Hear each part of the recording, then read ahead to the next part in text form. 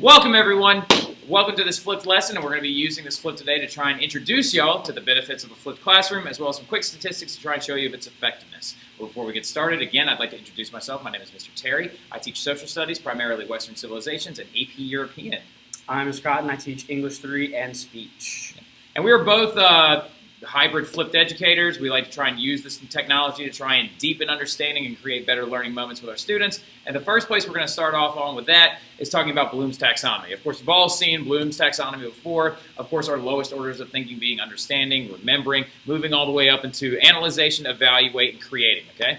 Well, the thing about flipping your classroom is it's creating a space where we're actually doing the lowest levels of Bloom's understanding and remembering outside of class, and then when our students come into class, we are actually trying to deepen our knowledge, applying, evaluating, analyzing, and creating with our students. And the greatest thing about this is it's student-centered learning, right? By taking the emphasis off of us in direct education and actually focusing on our students, creating a responsibility to know this information so we can create better in-class dynamics. So going forward with that, it also helps us intensify depth and rigor, because it gives us extra time to interact with our students on a one-to-one basis and actually really deepen those understandings. So going forward as well, I'm going to pass on over to Cotton because he's going to discuss how he uses this for homework help and conceptual review. So other than just using it to supplement your lectures in class, you can also use it to supplement homework and give further review to the topics discussed in class. One of the things that we've already talked about is how we never have enough time. We never seem to have enough time. Well, by using a flip, you can have a resource for students to go back to continually to check their understanding or help themselves on homework. You can also add homework tips or homework problems or homework questions into the flips themselves. So as Mr. Terry said, the idea is they get the understanding and remembering in class or at home. That way they don't have to do it in class, and you can use class time to hit those higher level thinking questions. Another thing is that if you do have an absent day, you're absent, a student is absent, you have a weather delay or anything else like that, there are no lost days, because as long as the students have technology, they have access to the lesson. And like I said, you can add homework questions or problems into the flip itself, so they're not just getting a lecture, they're not just learning, they are practicing as well. And then another thing along with the ability of taking it home is that your role changes, and Mr. Terry's going to talk about that. So the greatest thing about a flipped classroom or any type of flipped dynamic learning is that the primary role of an educator is going to change, right? Instead of being somebody that stands, drills, kills, and just engages students one-to-one and tries to give them information, we're now becoming the person that's checking for understanding. We're making sure they know these things. We're like, in the flip last night, do you remember when we talked about? And then we can deepen those understandings, because the greatest thing about it is now we have time to answer those why questions.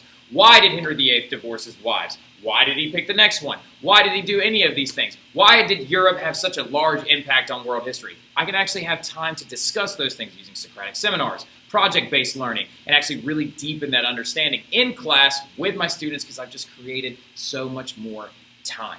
And that's the biggest thing about educators. We always talk about how we don't have enough time. And the other great thing about it is parents can now access their homework. You actually post these things into YouTube. Your parents are subscribed to the channel. They even know when there are flips. I have parents ask me all the time, oh, like, how did you do that? I love those flipped lessons. I'm learning stuff with my kids. It turns into something that the entire family can engage with as well. And the other thing going forward is we're going to now pass it back over to Cotton. He's going to talk about how there's no necessarily proper way to flip. Right, and we'll talk about this a little bit more later, but as you see, we're in this Prezi right here, and you see our faces, and you see us talking. That's one way of doing it, but there are multiple ways. So I don't want anyone to think that the way that we do it is the right way to do it. It's just the way that we like to do it. Actually, this is the way he likes to do it. I do it a little bit differently. We'll talk about that later. And then the last thing that we're going to talk about as far as benefits of a flipped classroom is that if you like to already do things where your students teach other students, or where students write review questions, or where students write quiz and test questions, this is another thing they can do. They can create a flip using YouTube or Flipgrid or anything else like that. They can teach, they can talk to the students, and they can interact with the content, take it home, and be able to prove to you that they know it, and you can watch it on your own time, not just an in-class presentation. And then, so really quick, let's move into some quick statistics. This will only take a second, but I do need y'all to pay attention because we're going to be taking a quiz here in a hot second, all right? So go ahead and going forward, though, biggest things we need to know are what are some stats that actually benefit these flipped educators, Mr. Cotton? Well, unsurprisingly, teachers who do this tend to like it, and that's why we're here. And one of the many reasons that they do like it is that they get higher class averages on their scores because, again, students get to look at everything in more detail, and then we notice more positive engagement like Mr. Terry said, we're not up in front lecturing and hoping students are paying attention. We have expected them, we've set the expectation that they're paying attention at home, and when they come to class, the engagement is positive because it's more real engagement. It's not just listening and asking questions, it's asking and answering questions, and again, going back to the Bloom's levels of thinking along the way as well. As well as, like, it's just some amazing numbers. 96% of teachers that flip would recommend it. 71% of teachers have reported higher averages. 9 out of every 10 teachers have noticed positive change in engagement since moving to the flip model. One of the biggest studies that actually benefits this came out of EdTech Review. There was a study at Villanova University that found that the bottom third in average scores of engineering students saw a 10% higher grade increase of averages after integrating flip models. And these are university students at the engineering level. And then something even simpler, let's cook it down a little bit.